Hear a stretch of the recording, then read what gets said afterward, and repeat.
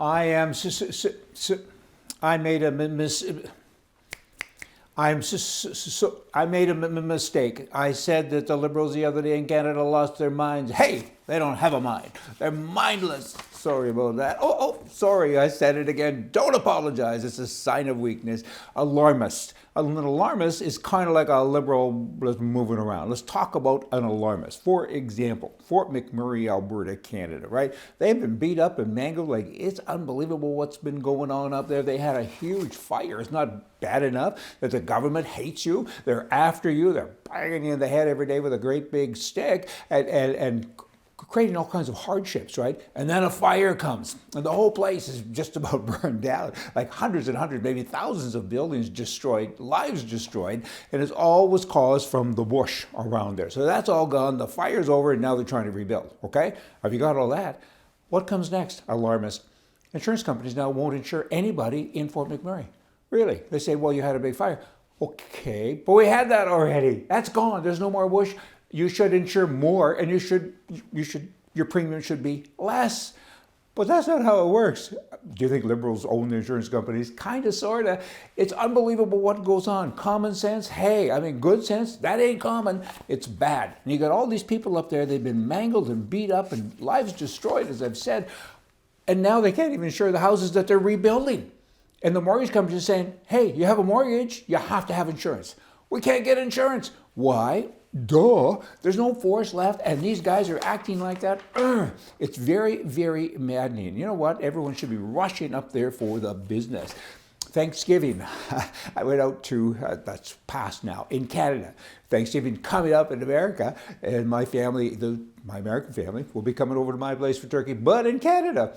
We went to our beach house on the Sunshine Coast on the ocean, and a friend of mine came over and we were golfing. And he said to me, let's bet X. It was a big number. I won't even share it with you. It was so big. And whoever gets the ball the furthest wins. I won! Son of a gun, Nelson Scalvania and me. Thanksgiving Day. Hey, Nelson, get with it. Get on the ball. Okay, Justin Trudeau. He's a unifier, right? Brings everyone together. That's what he says.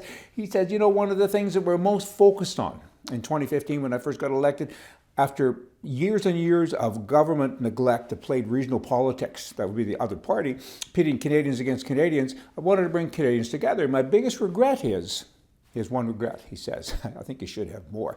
He says, my one regret is, I wish that I could have pulled Canadians together more. I know how you could do that. Resign. I mean, get out of the way. Are you kidding me? What a thing to say. That's a typical Liberal thing. I mean, it makes no sense. I think he's dead from the neck up. I'd almost have to repeat that just to kind of get it. I mean, I didn't bring you together. Okay, there's 2.5 million legal gun owners. I want to take your guns away because you're bad people. I'm going to treat you like criminals. Boom, boom, boom.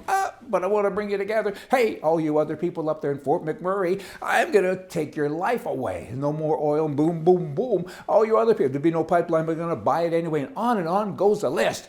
And I'm going to unify and bring you together. If he's a unifier, I'm an astronaut. He's an idiot. Well, don't say that about the prime mistake of the country. Okay. But he is, and I'm that I said that. Ladies and gentlemen, Air Canada used to say that, right? Air Canada has a motto, we're happy when you're not, right? And they used to say, ladies and gentlemen, welcome. And now they're saying, not that. Now they're saying, to be more inclusive, hello everyone, or good evening everyone, because now you're no longer a him or her, you are a kind of everyone, right? They're gender friendly and so on. Air Canada is a stupid airline anyway. Air Canada is kind of a hoax. Let me give you the fast story on that. Years ago, Air Canada was nationalized.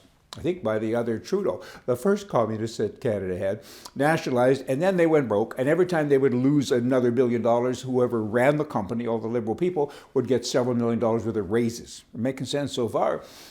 Not so much. And then finally they said, we're out of taxpayers' money. This is crazy. We're poor now. We have a bankrupt airline. What do we do? We'll go public. So they went public. And that was where the Canadians got to buy back what they already owned, okay? And who owns Air Canada today? It's a public company.